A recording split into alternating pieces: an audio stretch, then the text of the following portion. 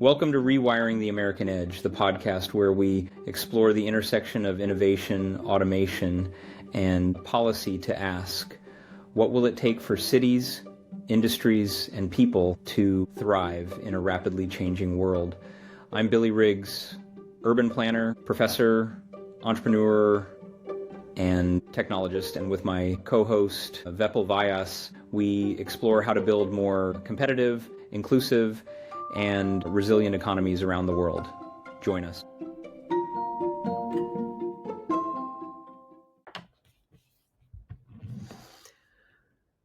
Welcome to a little European edition of Rewiring the American Edge with only Solomon, Billy Riggs. I've been meeting with the European Commission and ITS, or Information Technology Systems Europe, this week about jobs, automation, and innovation, and changes that our economy might face in lieu of automation and innovation. So I thought it would be good to just keep the flow and maybe express some stuff that I've been thinking and talking about here in Europe in a little micro episode.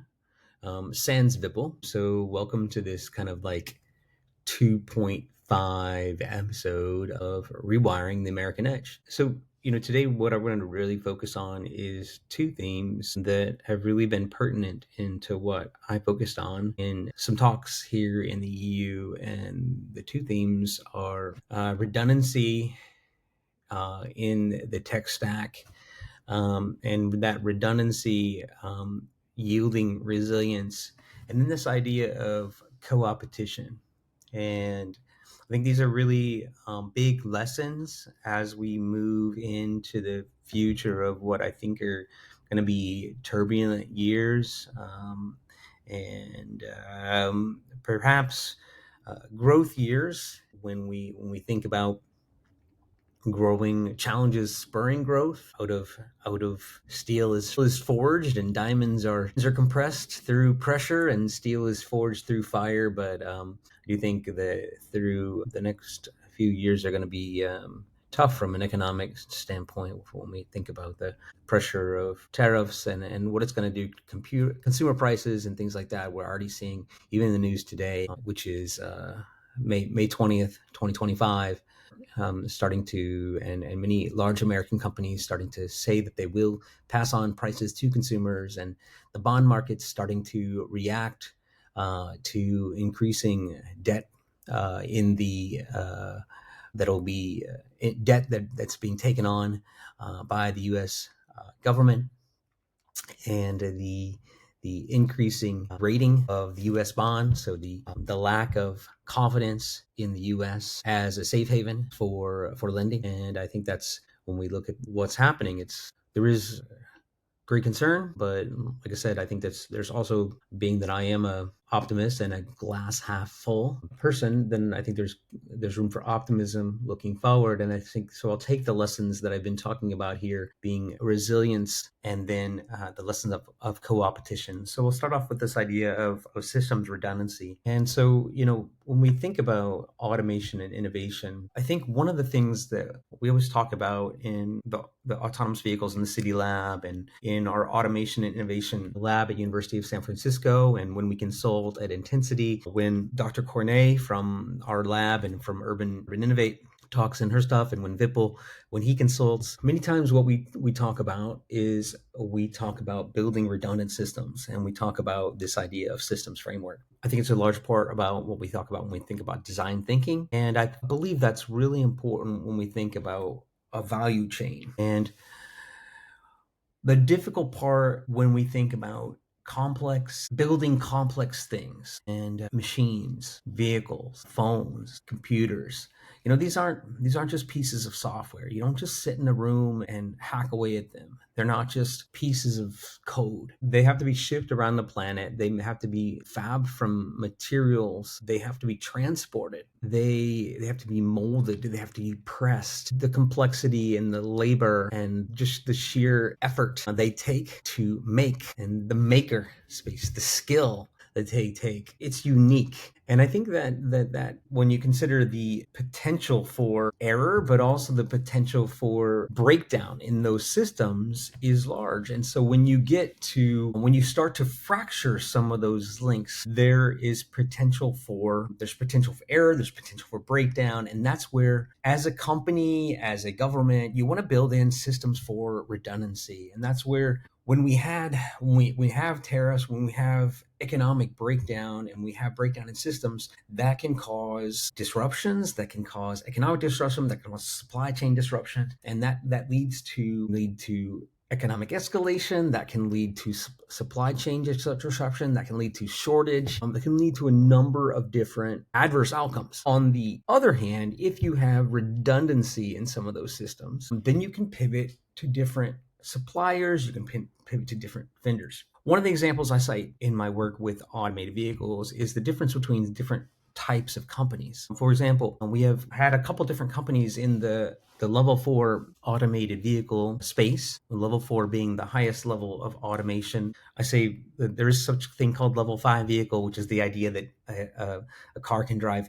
anytime, all the time, wherever we want to go. We always say that level 5 is a myth that doesn't or will never exist, just like you or I can never drive everywhere, anytime, all the time. Okay, so we're just going to put level 5 and level 6. Not even a robot can do that. The companies like Waymo and Cruise and Zoox and this Chinese company WeRide and Pony, these companies are getting very advanced, but they have different approaches to how they build their technology stack and how they align their products, how they have their self-driving software, how they have their hardware, how they manage their fleet, how they manage getting their vehicles out there, and how they do their operations. Some of the companies, they use other companies in parallel with their own. And then they have a bunch of different vehicle manufacturers that manufacture their vehicles. And then some of the other companies, they try to build the vehicles all themselves. And then they try to actually do all the fleet management themselves. And they try to do everything themselves. And you can imagine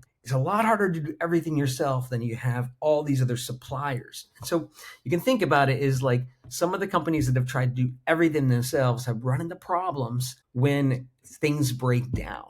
And so when things break down, you can pivot from one company to another. Case in point, recently when there were some recent tariffs, Waymo, for example, we don't know the whole reasons why, but when recent Chinese tariffs came out, there was this interesting announcement that occurred. Now, there are a couple reasons why this announcement may have occurred. It was strategic in nature, but they had a partnership with a Stockholm-owned company, Geely, but there was a lot of Chinese investments, Chinese money involved with this company, Geely Zeekr. Interesting, beautiful vehicle launching in the Bay Area. It's a Zeekr car, but it's a Waymo, going to be a Waymo vehicle. But interestingly, they instantaneously launched a partnership with Toyota. So now they have 4 vendors they're going to work with.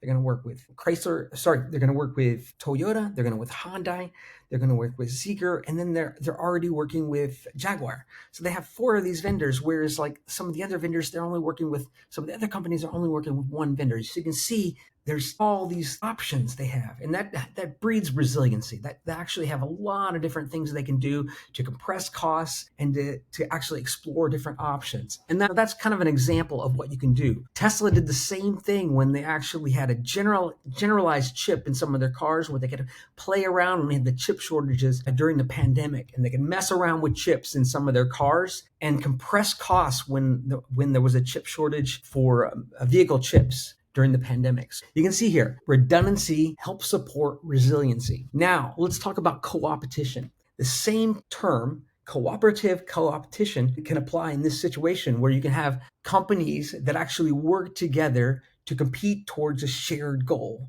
Now, in the same situation, an automated driving company might say, hey, let's work together to build a vehicle. I'm not great at actually launching like manufacturing cars.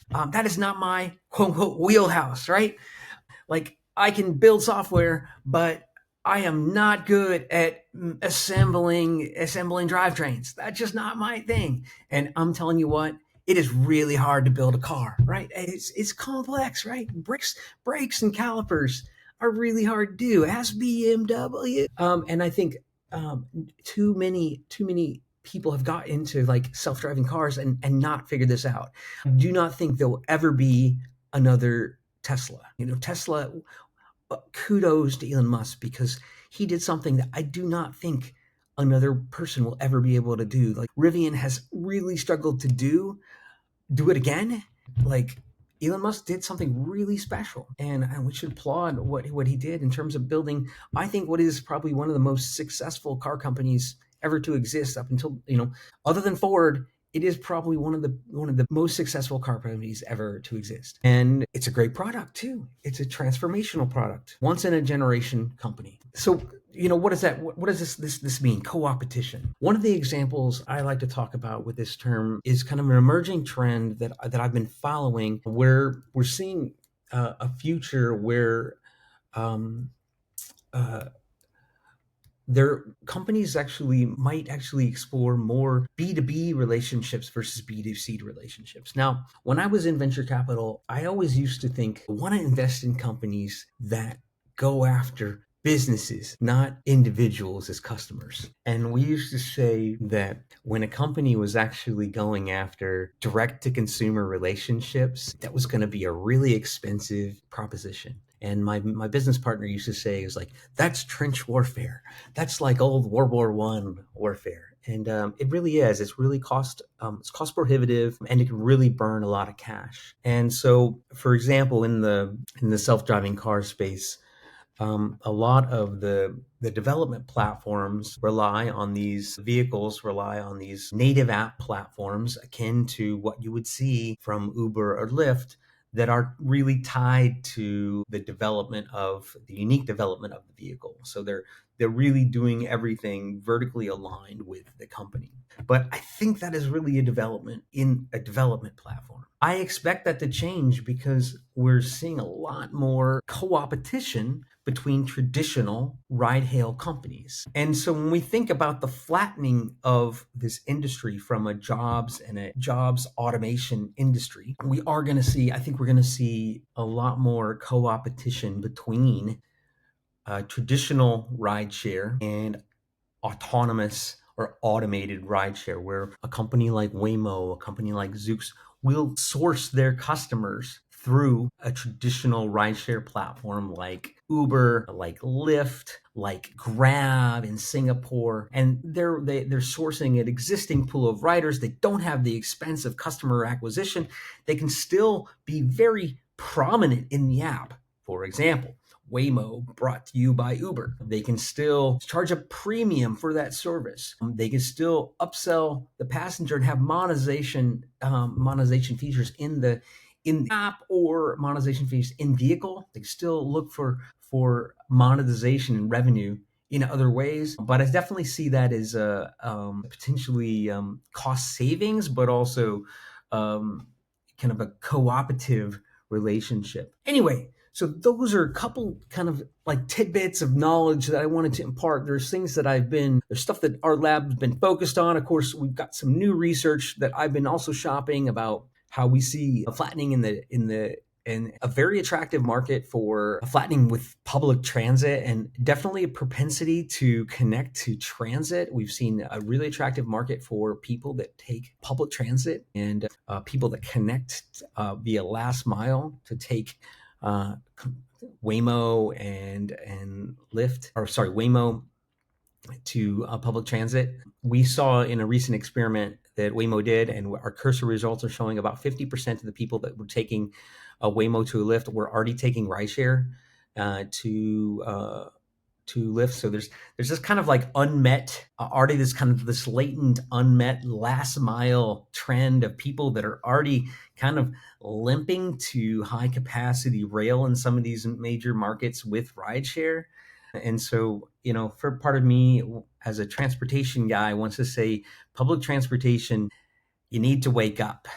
And I'm sorry, I got to be the bearer of bad news, but public transportation systems need to wake up, because the last mile is being met by rideshare, and it's a real big opportunity. It's a big opportunity, and there's a lot of promise, but there's also a lot of peril, because if we don't wake up, I fear it's going to go away because I think the economics already aren't working. And so we got to figure out the economics. And I think the economics are in these